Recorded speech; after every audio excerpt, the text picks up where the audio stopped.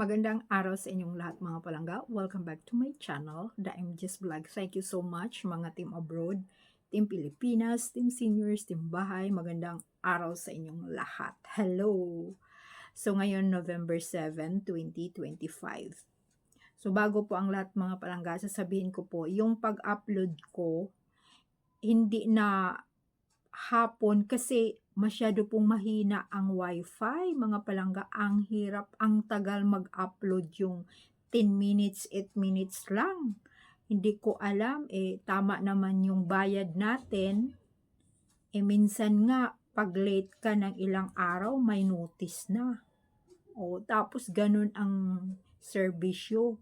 Siguro din naman, hindi lang sa lugar namin, halos naman, di po ba, kahit sa probinsya, basta sa Pilipinas, ganun na nga.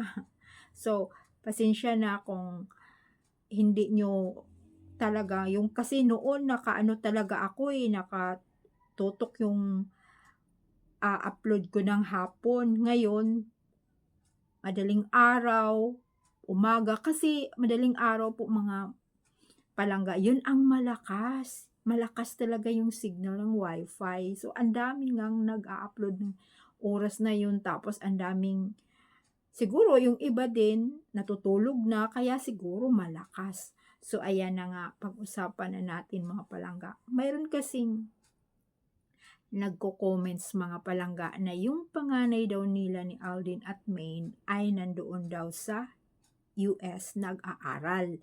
Pero na-vlog ko na yan, di po ba mga palangga? Kung napanood nyo yung iba kong vlog, alam ko naman yung nandito, yung mga karamihan nandito sa nanonood sa aking vlog, mga totoo talaga yung Aldab Nation, di po ba?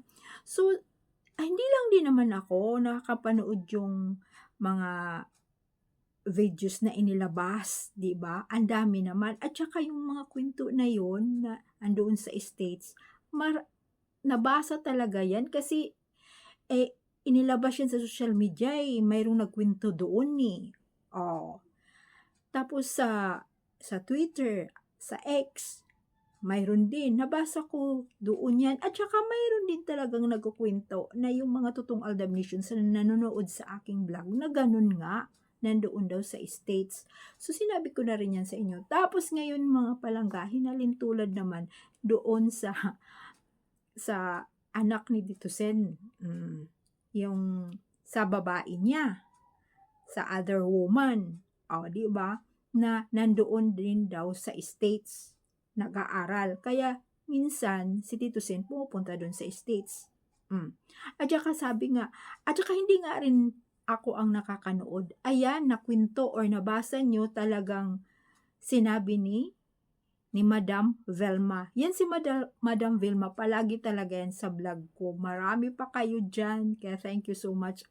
Dinitalyin niya na nandoon. Hindi, nandoon sa States nga, kaya nga pumupunta doon si Tito Sen.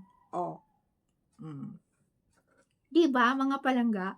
So kung nabasa nyo yung mga comments, kaya sabi ko sa inyo, basahin nyo yung mga comments kasi marami dyan talagang nagdetalye, kasi hindi lang din naman ako nagkukwento, mga iba pong mga Aldab Nation na nagkukwento. Ang dami kong nababasa sa ngayon na iba na yung mga pangalan, mga bagong nanonood sa atin Tapos mayroon din talagang kumampi kay Tito Sen.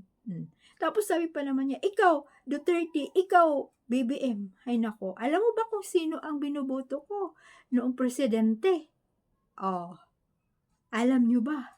Alam nyo yung mga pinklawan nagbaliktaran, yung mga Dilawan nagbaliktaran, yung mga DDS nagbaliktaran. Hindi mo nasasabing, sa bagay ganun na nga rin sa panahon ngayon tinutukoy na nga yung tao kung saan ka kumakampi. Naku, ganun na talaga, pag hindi ka kakampi, awayin ka na, ibabashing ka na sa social media. Ganun ang style ngayon. So, ayan na nga mga palangga.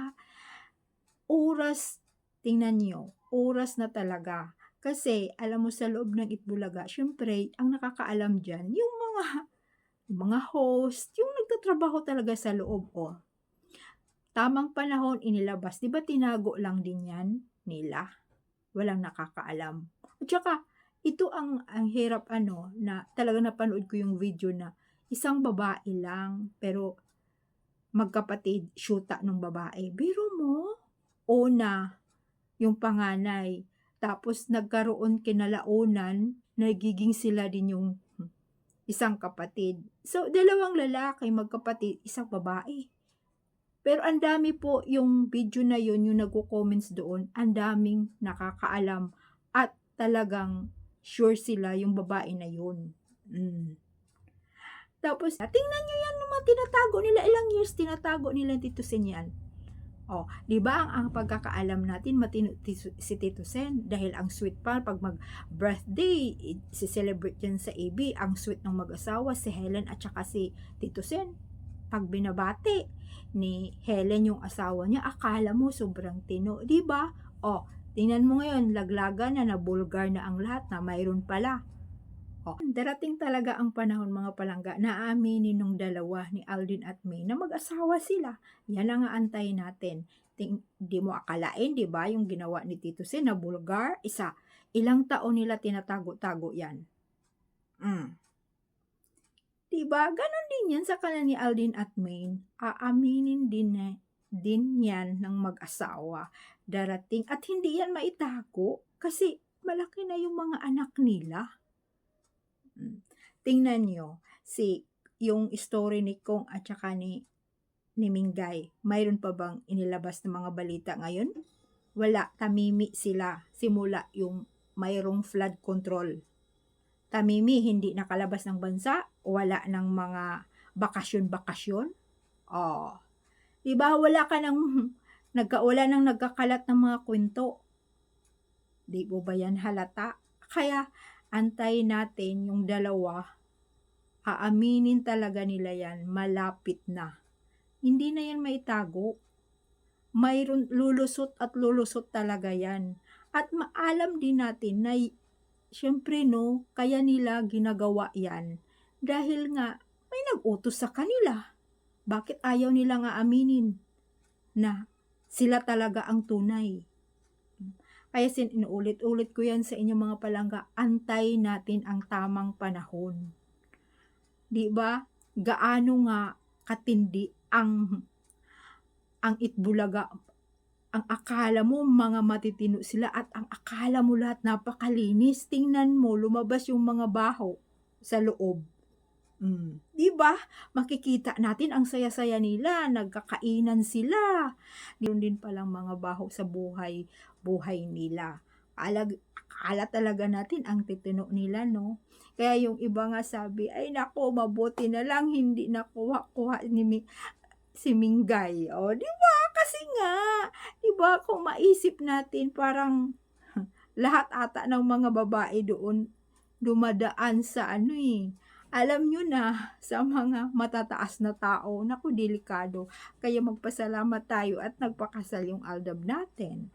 Kaya thank you so much. Subaybayan talaga natin. Aaminin ng dalawa. Darating ang panahon, kahit itago pa nila ng ilang years, darating ang panahon na talagang mailabas yan, kagaya kay Tito Sen. Thank you so much mga palangga. Bye.